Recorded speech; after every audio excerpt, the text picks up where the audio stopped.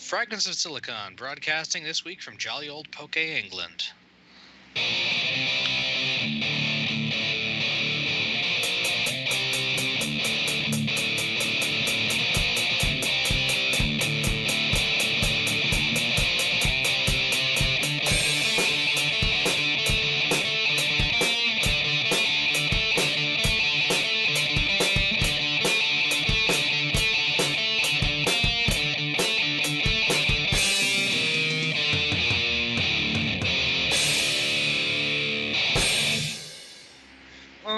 Welcome to another installment of Fragments of Silicon.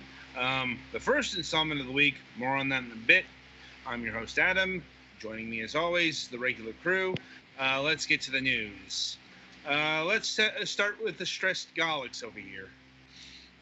Well, I'm in the process of building my computer. Like, literally, the person who's helping me left, like, an hour ago. Because she came over after work, and we got so far as getting all the big parts stuck into the case properly, but getting the cables connected is being harder. The front panel connectors are all super tiny, and I don't know if I have a SATA data, whatever the crap, how do you ever say it, connector for my optical drive, and because I'm using the optical drive for my old computer. Anyway, so that's been extremely stressful this evening, but nothing's broken yet, so I'll try to be hopeful. There was a thing for Pokemon Gen 8, and it looks pretty interesting. I imagine we'll be talking about that in the post-show stuff, because we have something more important in the topic of discussion tonight. I wasn't going to go over it in great detail. Just England is an interesting choice for a region, and even before they showed the map, I was looking at it, because in college I went to a winter session foreign exchange program thingy. Not exactly foreign exchange, but anyway, we were in England for a while, and I thought it looked like that. So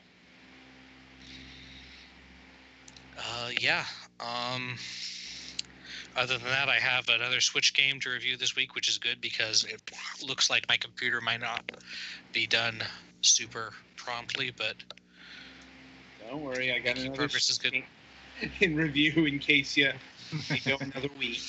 Yeah, well, it's not like I mind reviewing Switch games either. It's easier to find time to play Switch games than it is PC games. I'm aware. I'm just noting. But yeah, so I've got some skee ball. Oh boy, skee ball. The game at Chuck E. Cheese I most wanted to cheat at.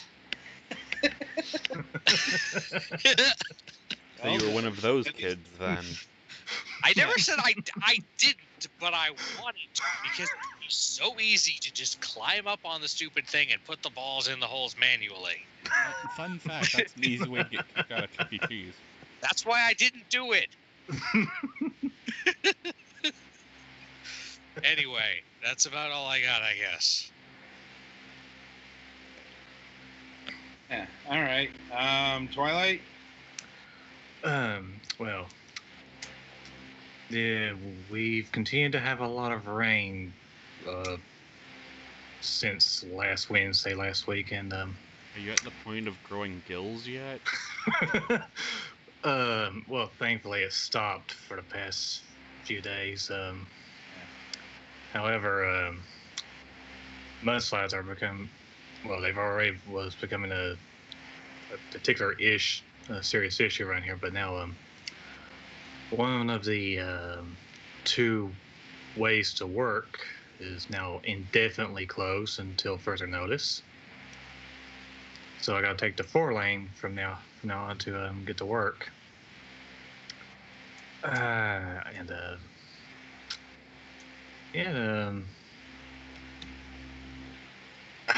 not sure when I'll be able to take the old road again, but anyway, so there has been some serious flooding issues around here as well, but we weren't in any particular danger. uh, you know, trying to think of something else besides the rain that happened this past week, but Don't strain. nothing notable.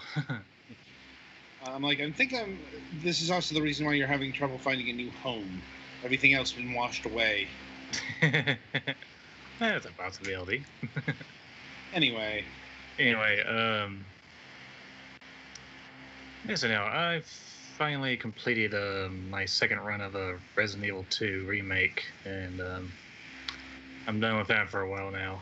I can finally move on to something else. Of a more personal gaming deal. And yeah, I think it'll be Kingdom Hearts 3 that's next.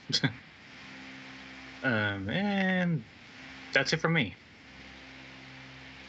all right. I guess it's my go. Let's see. Well, there's also me. Petty but... fan. Oh, right. Sorry.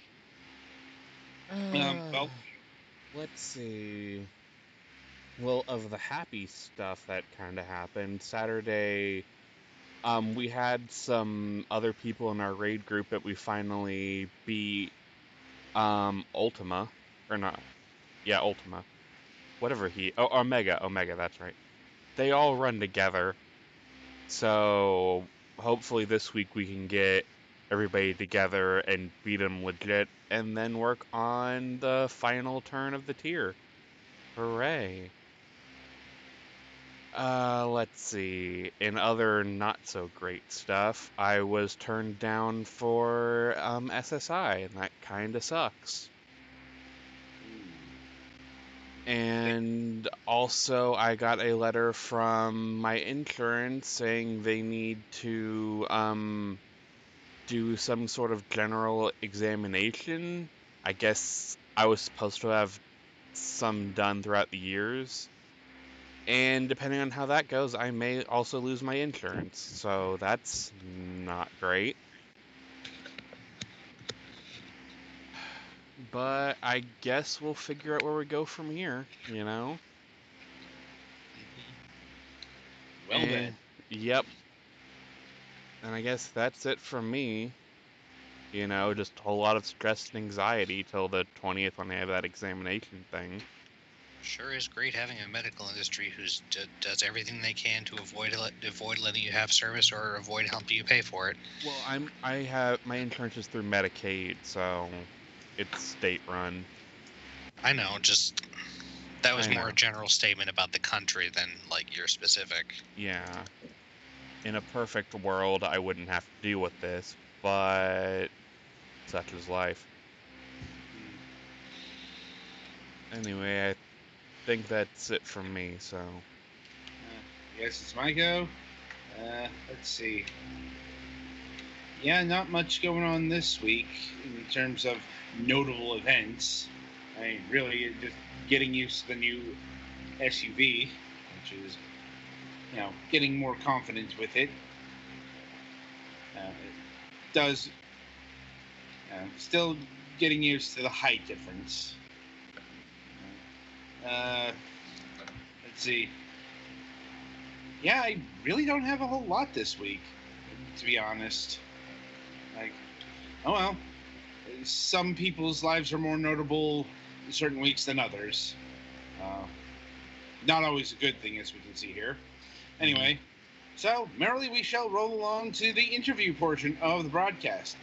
And joining us this week is David Oshry of New Bloods Interactive. Hey, what's up, guys? Hey, this and that, apparently. This and that. Well, anyway, let's see. Been about it. Geez, what, a year or so since we had you on the program last? Yeah, I think I was on the program like a year ago. Back then Dusk wasn't out. Now Dusk is out, so things have changed quite a bit because we released Dusk. Yay! Yeah, Dusk might have been out like the first episode, but definitely not the whole package. So, where to start here? Anyway, I guess my first question is, how does it feel to have Dusk complete? At least a feature complete release, because I know there's still a roadmap. Yeah, no, it's great to have it out and finished. Obviously, shipping games is the hardest part of making games. Like that last 10% is always the hardest part, but we got it done. David persevered. We released it. It's selling really well. It's reviewed really well. We're all really happy. We got to take a bit of a break over the holidays, and now we're back at it with Mac Linux consoles, working on co-op, SDK, all kinds of fun shit, multiplayer updates. Just keep expanding it so Dusk is a thing for like a long time. But it feels good. It feels good to get it out after having worked on it with David for the last 3-ish years or so.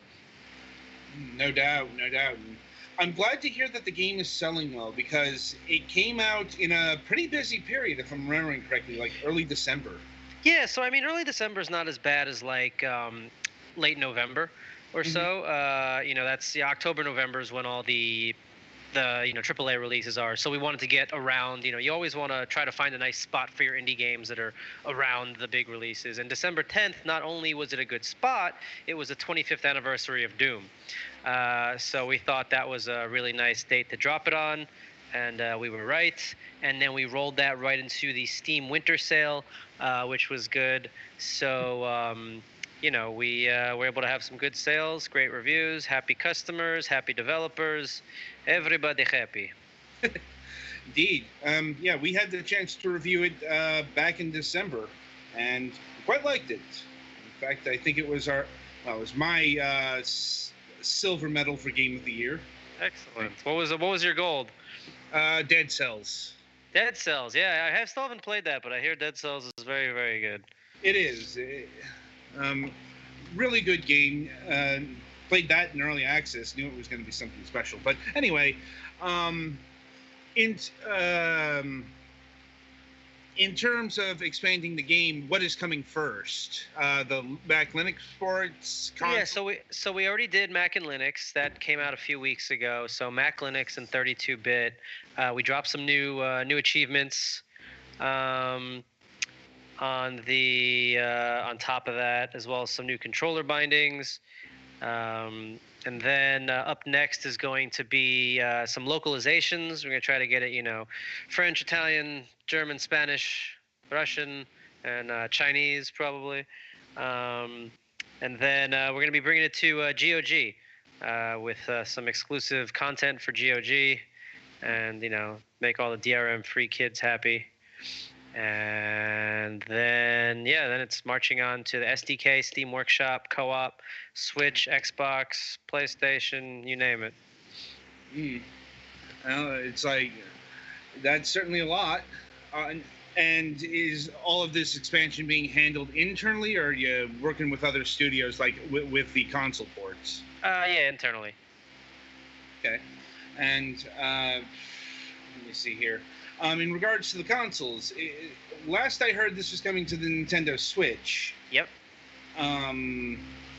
How can you get into specifics of how that's going to work? Like, is it going to be the same experience as on PC? Is it going to have to be compromises because of the platform and whatnot? No, it's so far so good. I mean, we got it running. We announced last E3 that it was coming to Switch, and we already had it running at like 60 frames. Back then. So I mean, with a game like Dusk being on Unity and stuff, it's been pretty easy to do consoles with. So the Switch, I mean, the biggest thing for Switch is obviously going to be the controls. We want to make sure, I mean, we're not changing the game, right? We just want to make sure it controls really, really well, because that's the biggest thing about, consoles is how it feels. And with Switch, it's, we're going to try to get some cool shit like gyro aiming and stuff like that going. Maybe do split screen co-op. But mostly we just want to make sure it runs really steady and it feels really good with both the Joy-Cons and the Pro controller. Neat. Yeah, makes sense. And I imagine the biggest goal is making sure that this stays at 60 frames per second, given the game. Yeah, I mean, unless we go, the problem is we're not allowed to go higher. 60 is not the problem. Having to be locked at 60 is the problem. Well, yeah. If it was up to us, we'd be 144. it's a console. You're not going to get above 60. Yeah, I mean, it is what it is. I mean, they lock it at that so you don't set the damn thing on fire. Yes, they do. Um, so it's good to hear that the game is working well with the Switch. It's not always the case with the Switch because power differentials, but it makes sense with a game like Dusk. It's not exactly pushing the graphical prowess forward as the intention is. Anyway, what about the other consoles? Anything special going on for like the Xbox One or the PlayStation 4? Not really. I mean, other than getting them running. We'll see how it goes. But we might do some fun exclusive content. But other than that, it's it's gonna be the same game. Okay. And are you looking to get all the console ports at once, or is like the Switch version coming first? I mean, the Switch one's the furthest along, obviously, but we take them as they come, right? We're definitely not going to do them all at once. We take on these things one at a time. We like to take our time. We don't rush or stress. Mm-hmm. I've been talking to Xbox and PlayStation about what we're doing. So we'll see how it goes. No rush. Good to hear. And going back to like the GOG version of this game, can you elaborate on the exclusive content you have planned for that version? Yeah, we're doing an exclusive endless level. It's going to be called the Gogatorium, and it's but Steam players, we're going to do the that GOG Connect thing. So if you own it on Steam, you'll be able to get it on GOG if you want to play the the exclusive level. But it should be a pretty fun level. David's been working on it. It's going to be big and vertical and all GOG colors. So that'll be fun. Yeah. Like, I just hope GOG is still around by the time it gets released. Yeah, they're fine. Yeah. Listen, I read all the reports, but I know the people that work there personally. It's fine. I hope so. I mean, they had to let 12 people go.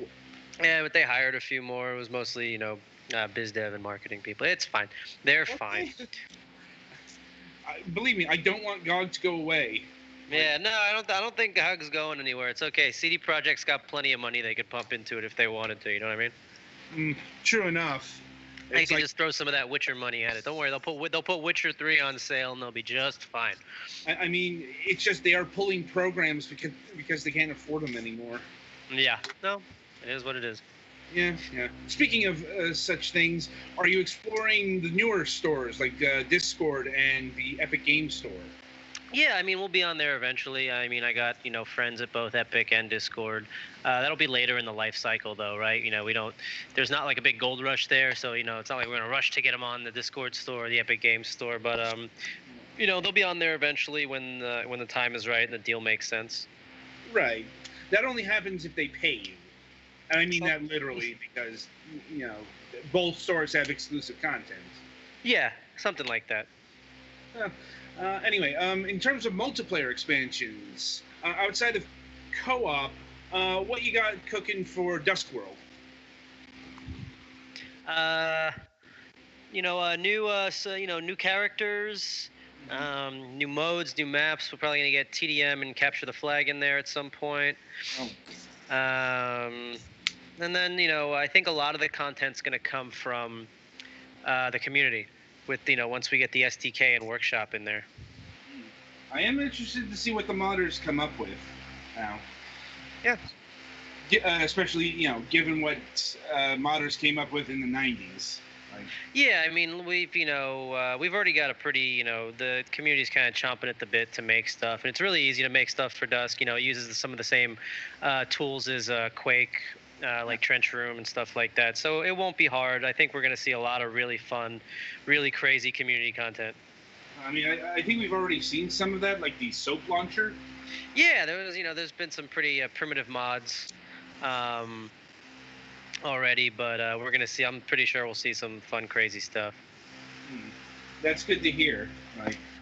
Right. Penny, do you have any other questions on Dusk?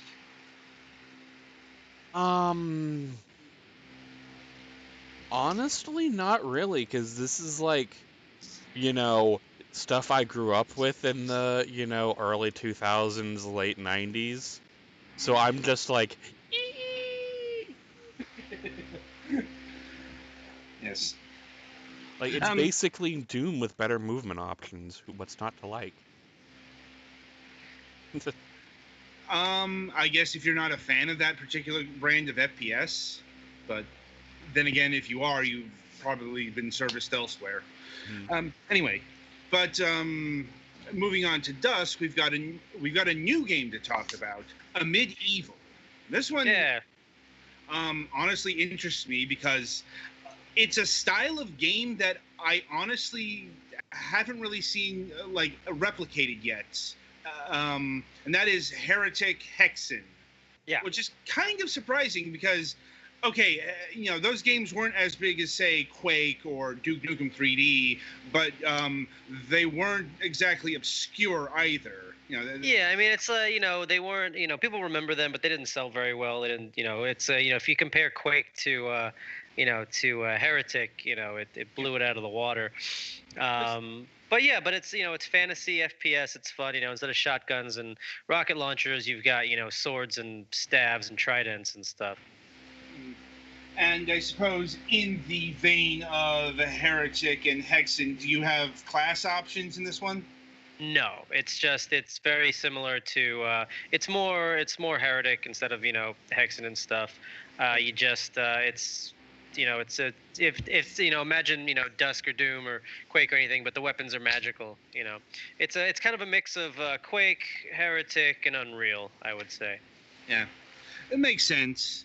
It's like, and that was Heretic. Heretic was basically medieval Doom.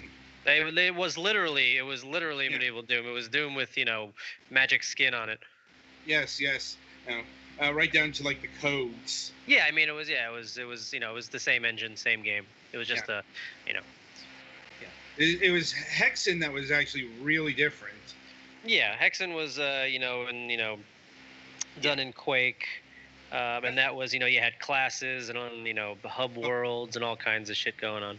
Yeah, Hexen was done in Doom engine. Hexen 2 was done in Quake. Yes. And Heretic 2. Yes, Heretic 2, which nobody remembers exists. But it does. Well, it was a third-person game. Yeah, I think that's because that was done without id Software. Like, that was just all Activision. Something like that. Yeah. But anyway, so what is the plot story of a Medieval? Well, who are you and what are you doing? Well, you are the champion of the ancients, and it is up to you to vanquish the ancient evil from all of the 7 lands in order to restore order and balance to the universe. And only you can do it because you wield the axe of the Black Labyrinth. And you got to go to each world and kill all the enemies and the boss and save them from the creeping forces of evil, and in order to save the world, basically. It's an excuse to have 7 distinct episodes with a boss at the end, basically. Indeed, that is another distinction of this game because it's being done episodically. Yeah. So, I mean, well, Dusk had 3 episodes, but 11 levels each, whereas a Medieval has 7 episodes with 4 levels each. So, and the Medieval episodes, the levels are longer, but there's less of them. But it equals out to about the same amount of, game. We're talking about 8 to 12 hours of game. Okay, and like, are the levels more expansive than Dusk? Like, yeah, I'd say so. Like, really, big, crazy levels, crazy geometry. Obviously, you can look at the gameplay and trailers and all that fun stuff. But it's a lot more like Unreal. Big, crazy open levels with big set pieces and stuff. Whereas Dusk is more, claustrophobic horror, and then fun open areas with a lot of monsters to kill. So who is developing a Medieval here? Indefatigable. My buddies Leon and Simon, who previously did Return of the Triad, which was a Doom full conversion of Rise of the Triad. And they've been working together since they were kids. And they also they worked at 3D Realms on a bunch of stuff. And they also worked on the Rise of the Triad reboot with me back in 2013. And like, what are the outside of like the obvious influences? Where did the conceptualization of a Medieval come from? I think they just wanted to do.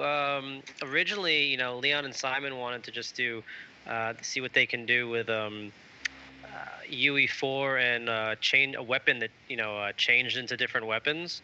Originally it was like an axe that changed into a staff and stuff like that. And then they were like, meh, that's not really working. So they came up with the axe and the staff. Next thing you know, they had like 7 magical weapons. Then just became like a magical game. Then they realized they were basically making like a new heretic. So that's what they did. Makes sense. Makes sense. And um, what what is the full range of weapons here? I mean, you've got let me think. You've got the axe of the Black Labyrinth. I mean, and you could look all this up. There's the axe of the Black Labyrinth, the staff, the trident, the mace, and they're all magical. They're all projectile weapons. The planet launcher. Instead of a rocket launcher, we have a staff that shoots planets. Small planets, I assume.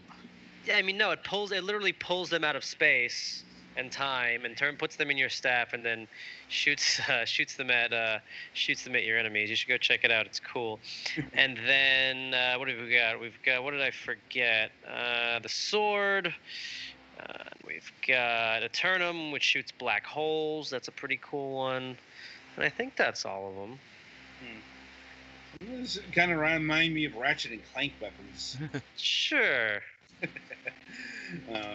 The gravity bomb. Anyway, what kind of foes are you fighting in this medieval game? Magical ones. All kinds. Each episode has different enemies. So like episode 3 is a lot of big stone pyramids. So there'll be like big stone golem enemies. Episode 1 and 2 have a lot of smaller armored enemies. Big mages with staves. Episode 6 we just put out. We had more magical enemies. Mages that shoot all kinds of crazy magic at you. We've got some underwater enemies, just you name it. Every episode has a distinct theme, and with that theme, a distinct group of enemies to kill. And does each episode end in a boss encounter? Yes. And how, like, are there any sort of puzzles, or is the gameplay also like Doom Heretic, where you find the key? Yeah, it's basically the same formula. Keys, doors, kill all the monsters, get to the end of the level. There is some light puzzling, switch puzzles and stuff like that. But for the most part, it's basically Hex and Heretic, Doom, Quake, Dusk, Blood, same old retro shooter formula. Yeah. Okay, that's good to hear. And yeah, I'll send you guys some keys. You can check it out. Sure. It's out on Steam right now. Yeah. Though on that note, there is a 7th episode. Yeah, so we just released episode 6, and episode 7 will be the final episode, and that'll be out in the coming months.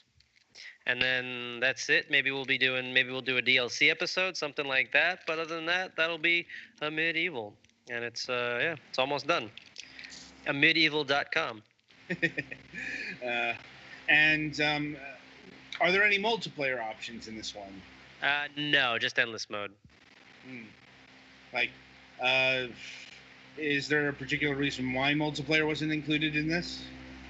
Because nobody plays indie multiplayer games, so it'd be a waste of time, basically. And we don't really need it. There's like 5 people asking for it, and it would take way too much time and development effort when we just mostly want to make a single player FPS. Multiplayer might be cool, but not worth the time. Makes sense if the demand isn't there. Yeah. Like, or at the very least, no planned co-op mode either. Co-op, that's a maybe, but it's a big maybe. We'll see how it goes. Yeah. And is this game also coming to different platforms in the future? Yeah, it'll be on consoles and stuff. We've already got it working on that, doing that too. And Mac and Linux as well. Yeah, that's not going to be a problem. It's it's UE4. So basically, following the same formula more or less as Dusk in terms of post development platform. Yeah, I mean we'll see how it goes. Obviously, we want to finish the base game first, and then see where we go from there. Makes sense. And I'm guessing this Nintendo Switch version of this is also is that a thing at all at this point? Yeah, I mean we've been we're a Switch publisher, so we're putting all our games on Switch. Right. And any sort of ETA for the other games we haven't talked about on the Nintendo Switch at this point, or is that still under wraps? I mean, Tonight We Riot's coming to Switch first. Super Galaxy Squadron on Switch. Just our games that are already out are going to be coming to Switch. We haven't, no unannounced ones to announce. Okay. No, it's more like does Tonight We Riot have a date yet, or is that still? Nah. When it's done, I mean, we should have it at PAX East playable on the Switch, which reminds me, I got to go send Nintendo an email when I get off this call, so we can get some demo kits to show the game on. But yeah, no date yet. I mean, you follow me.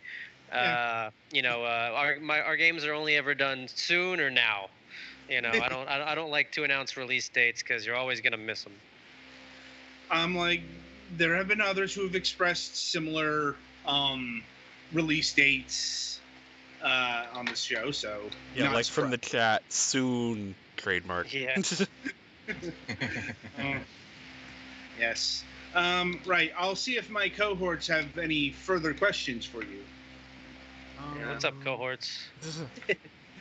No. Oh, let's see. I'm sorry, I've been slightly preoccupied by trying to look up more information to make me feel better about how my computer's going. On the plus side, I think I plugged in most of the front panel stuff correctly. PC builds. Indeed. Sorry. So messy. So much thermal gel. Honestly, from what I've seen of... That actually came pre-applied. Yeah, that's the Cool. good shit. And as far as games that you guys are doing, all of them look pretty neat. Mm-hmm. Like, I kind of wish I had a Switch so I could play some of these on the go. Maybe one day. Now, Alex is our Switch reviewer currently, so... Yep. Mm-hmm. I mean, I'd love it if you guys got Switches so that we could, play online together and shit, but, Involves money. Mm-hmm. Right. So anything further? Not that I can think of. All right. Well, David, anything else cooking in the oven at New Bloods currently? Yeah, we got some brownies. Man, Those brownies. are pretty good. gonna Maybe share? some cookies. No, Aw. maybe. I don't know. We'll see if we got any left over. Let me think. Anything else cooking? Yeah, I mean, we've always got stuff going on. We got a bunch of unannounced games that we're gonna hopefully announce when they're ready to announce. We're working on some fun shit. But other than that, just taking our time and having fun and making good games, as goodest as we can. I'm like, sounds excellent. Yes, that and the brownies. Indeed. Right. So the games are Dusk and Medieval. Yeah, Dusk, a Medieval, Tonight We Riot, Super Galaxy Squadron, Unfortunate Spacemen. I feel like I'm forgetting one. What kind of games are Unfortunate Spacemen and Tonight We Riot? Or Tonight We Riot looks like a brawler type? Yeah, Tonight We Riot's a side-scrolling brawler. And Unfortunate Spaceman is an asymmetrical multiplayer game. It's like The Thing, John Carpenter's The Thing. It's like that. One person is the monster, but you don't know who it is, and they can shapeshift at any time and eat everybody else. But it's like one of those games where you gotta form trust with people to make sure you're not about to get eaten. So it's one of those crazy, wacky multiplayer type games like Trouble in Terrorist Town or Deceit. Sounds neat. Mm-hmm. It is. I'll send you guys keys. You can check it out. We have community games like 4 nights a week. Yep. Yeah. Well, you send us keys. We'll check them out. wherever we can put them on the queue. Anyway, so check out New Blood Interactive's games, currently on Steam, coming to other platforms in the near-ish future, maybe, hopefully. Anyway, Petty Fan, play us to the next segment.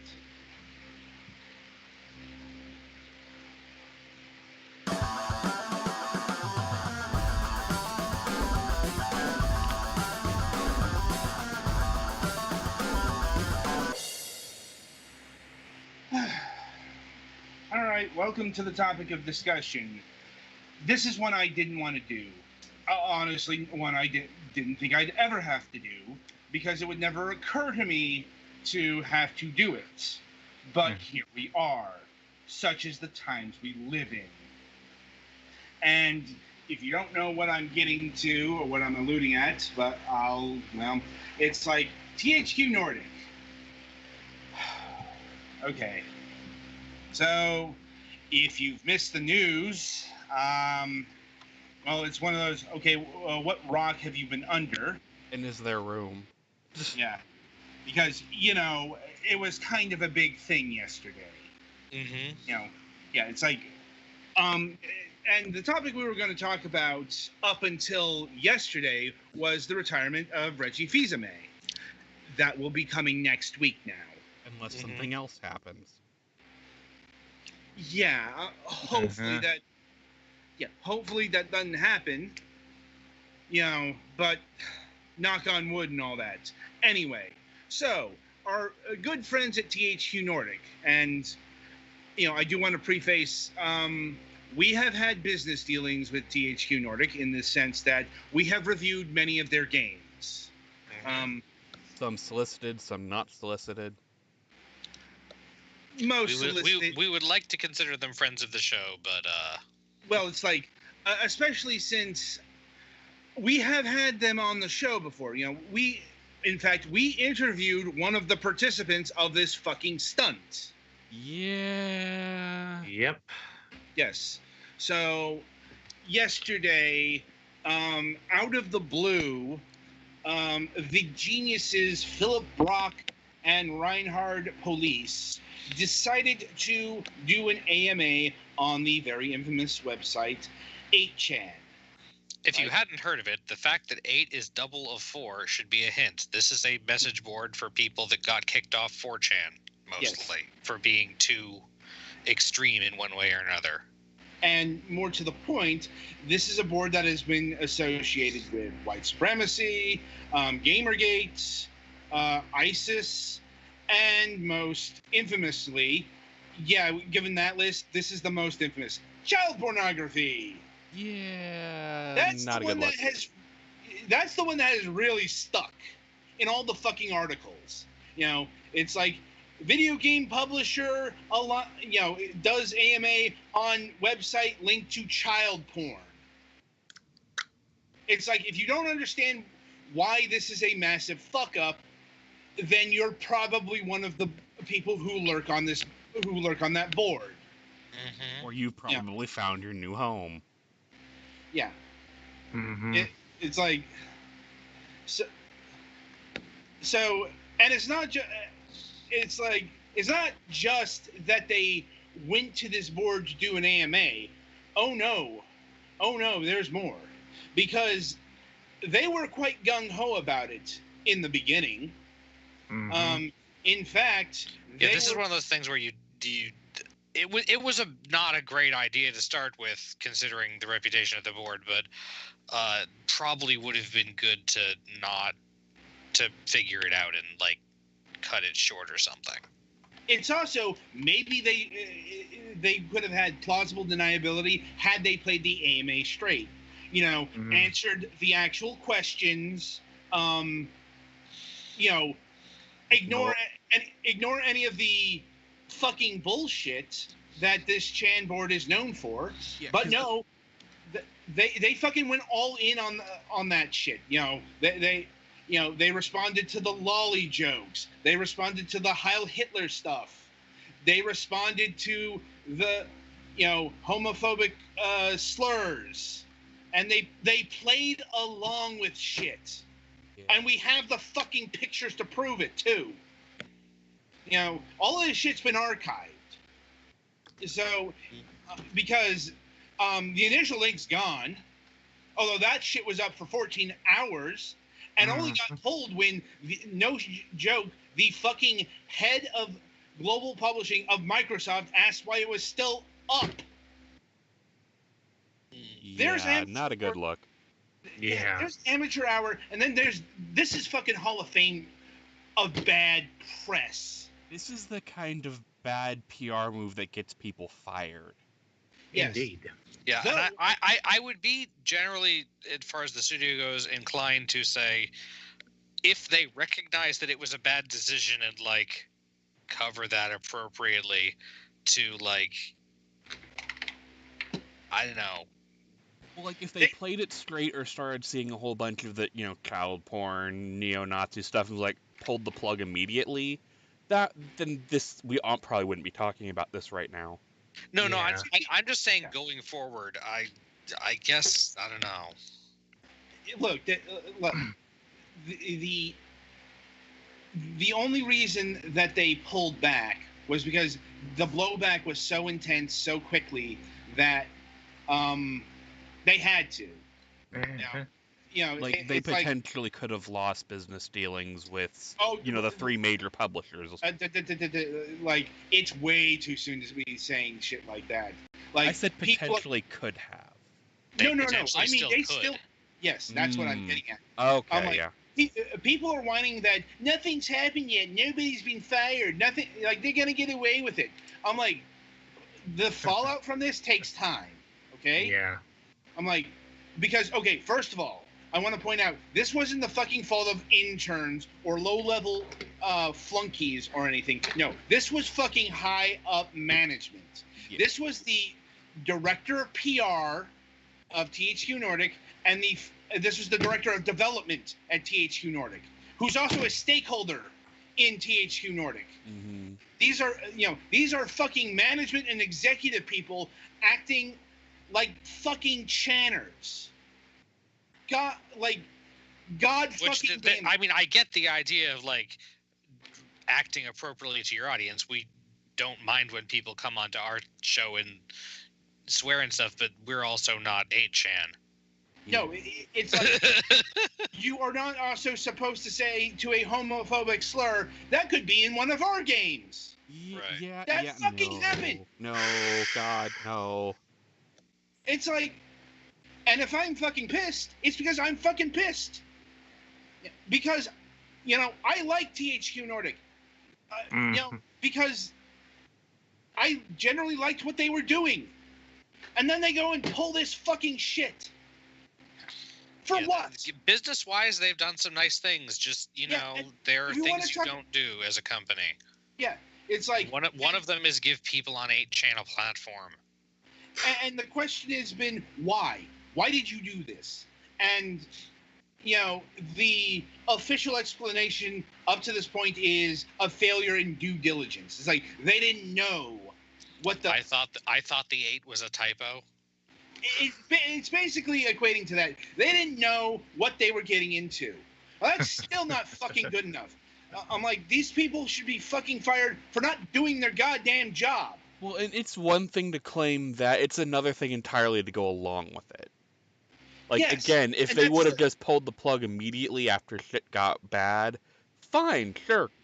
Yeah, that's the thing. Nobody buys their fucking explanation. I haven't seen one person go, yeah, sure, that adds up. Better luck next time. I'm like, there's been a lot of apathetic games media press that kind of wants to shrug their shoulders, nod along with the explanation and move on with life. I'm like, yeah, fortunately, their feet is being held to the fire by certain enthusiast press sites, like chief among them Waypoint did a really scathing article on this whole debacle. I recommend going to read that. And more importantly, this shit has been picked up in the mainstream news.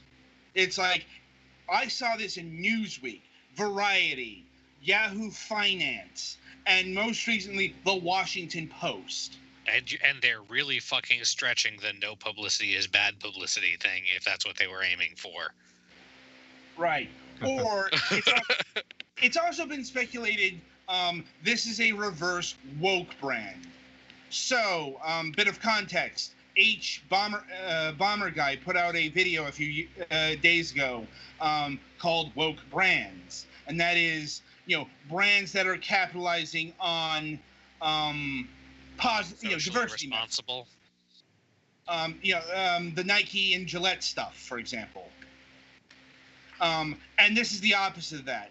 This is THQ Nordic getting on the alt-right bandwagon for very stupid reasons. Uh-huh. The thing of it is, even along those lines, this was a fucking stupid move because they picked the worst, like the literal worst site. Certainly one of the top few worst. I'm like, yeah, it's like because it's hard to do worse than got kicked off 4chan for being too terrible. And got blocked by Google for fucking child porn. Indeed. And I know that they say they've gotten rid of all the child porn. Bullshit. Like, just bullshit. Lies and just more lies. Not surprisingly, 8chan is filled with liars and thieves. But anyway, so they've tanked their fucking brand. They've sullied their reputation, perhaps beyond repair. And for what? I'm like, what business did you get out of this? You've catered to the fucking child porn Nazis. Yeah, I'm like, and guess what? That's not a big fucking market. Like, this is like there is money in the fucking right wing. There is money in the alt-right. There is little money in the extremists, like full-on Nazis and such. I'm talking like Vote and Gab and Stormfront. Like,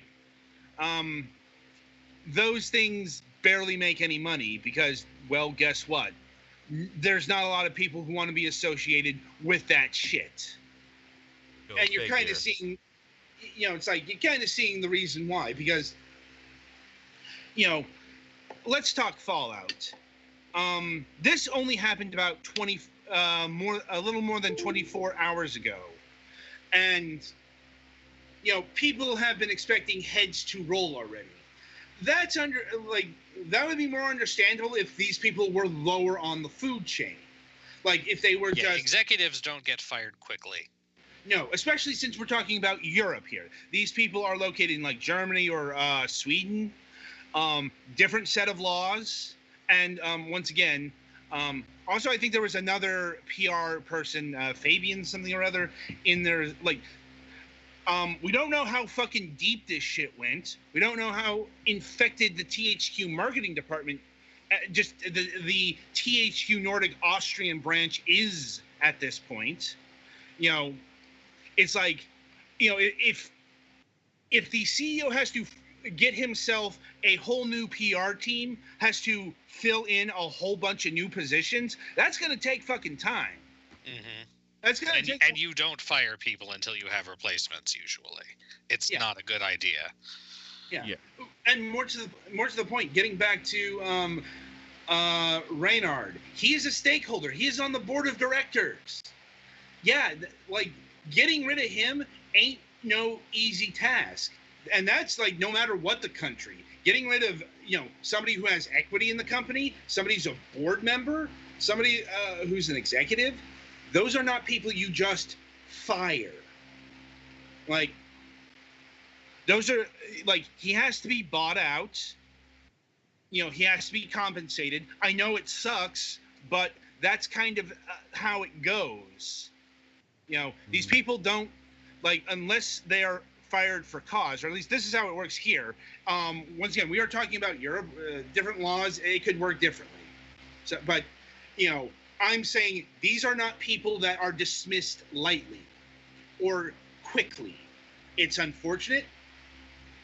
They now they could also they could also be trying to ride the wave of controversy. Duck down. We've apologized. Everyone move on. Maybe that would have worked if the mainstream press hadn't gotten a hold of this. I'm like, because mainstream press tends to pick up on mainstream press. Like, what I'm saying is you're probably going to see THQ Nordic is the child porn publisher in like the fucking Wall Street Journal, the New York Times, the Guardian, just all over the fucking world with this shit.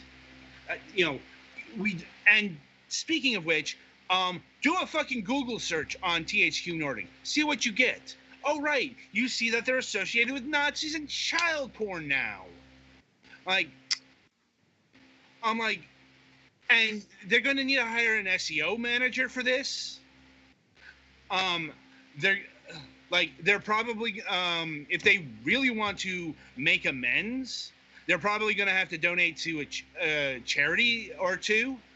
Like, there's a lot they're going to have to fucking do. Now, their CEO, Lars, hasn't really made a statement yet, or maybe he has. Like right now, he's been pointing to the Twitter response as the official statement, which actually makes sense, because they're probably 10 levels of scrambled over there right now. They're fucking panicking. They're fucking trying to figure out the situation. And I can actually relate to that. We can relate to that, because if you recall, we had a fucking PR disaster on this program just a few weeks ago. Mm-hmm. Nothing on the level of, this, but it was still somebody said things that they shouldn't have said. They could have gotten somebody fired. We had to take the episode down, and we had to damage control that. That took some time to resolve. Now, imagine something like that on a fucking universally large scale. And that's what we're talking about here. Now, in terms of fallout, what sort of penalties could THQ Nordic be looking at here, other than, the stench of 8chan wafting from them for years, if not decades to come? I mean, because seriously, this is the kind of thing that might stick with them 10 years down the line. If they're lucky, it might not, but it's... Well, it's like, to cite another example, GOG. People are still pissed off at that fake shutdown thing. That was fucking ages ago. That was about 10 years ago, if I'm calling correctly. Maybe a little less. But people are still pissed off at that. Same deal here. Like anyone who mentions like THQ Nordic, they're going to have to deal with that specter of shit. Like, unless they resolve it properly. This, believe it or not, this isn't condemned to eternal hell, because companies are companies. You get rid of the bad elements, you turn over a new leaf, yeah, maybe that'll work out. But it's like we don't, anyway. And this is especially prudent because business. THQ Nordic has a licensing deal with Nickelodeon, Viacom. Nickelodeon is a kids brand. THQ Nordic wants to bring back some of the classic THQ Nickelodeon games. What we're talking about here is it's like if you want that HD version of Battle for Bikini Bottom, probably don't count on it. I'm like, it's like if there's any brand that's probably going to pull away from THQ Nordic, it's them. Mm-hmm. Because, it's like this shit is bad enough, but, if we're talking, the words child porn keep appearing here. That's going to be doubly so for, shit aimed at kids. Mm-hmm. It's like they've got other licenses too. Like, they're doing a Monster Jam game. That could get canceled. That could get pulled. I mean, they're not like old THQ where 90% of their business was fucking licensed game, at their height, but they still got the licensing deals going on here. More to the point, this could affect some of their favorite business, and that's acquiring properties. Acquiring developers, acquiring. Yeah, this is gonna be a significant ding on the. Are we going to sell our intellectual property to the people who are known for a thing? Yeah, Are we gonna sell? It's like, are we gonna sell our IP, dormant or not, to the fucking child porn people? It's like, say they wanted to buy Dusk here. I'm like, for supposition's sake, do you think David would go in on that? I mean, I think you'd want to at least think twice. Yeah, I mean, well, he's been pretty and then think 3 more times. Yeah, David's actually been pretty adamant about the THQ Nordic situation, as have other people in the industry. Including us. Indeed, until they get this at least until they get this shit sorted out, we're not fucking touching anything THQ Nordic. Like, I don't want this fucking stench on my program. Dude. Like, I don't think anyone here wants that association. We're not taking down our previous reviews or anything. I mean, those were done in good faith. The good faith is gone.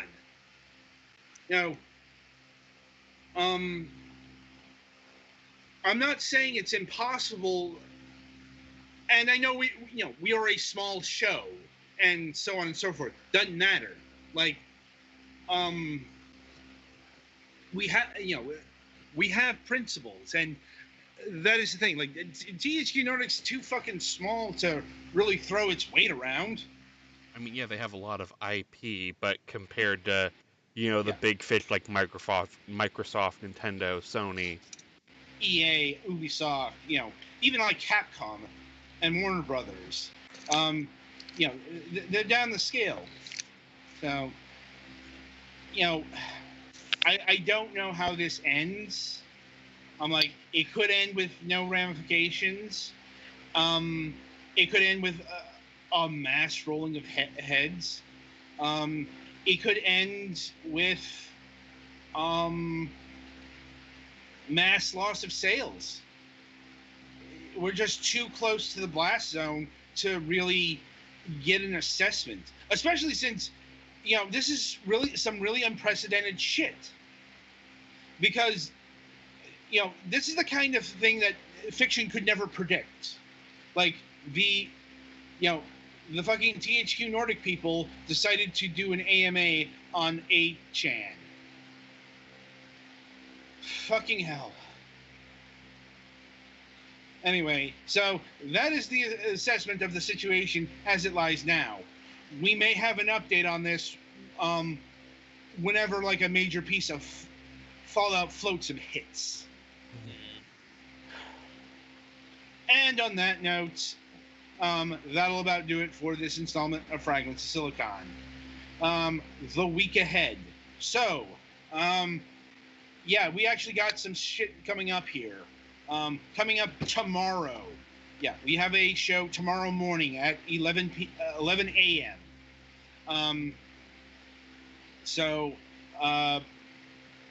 We're the post show is probably not going to go that long since we have a show to do.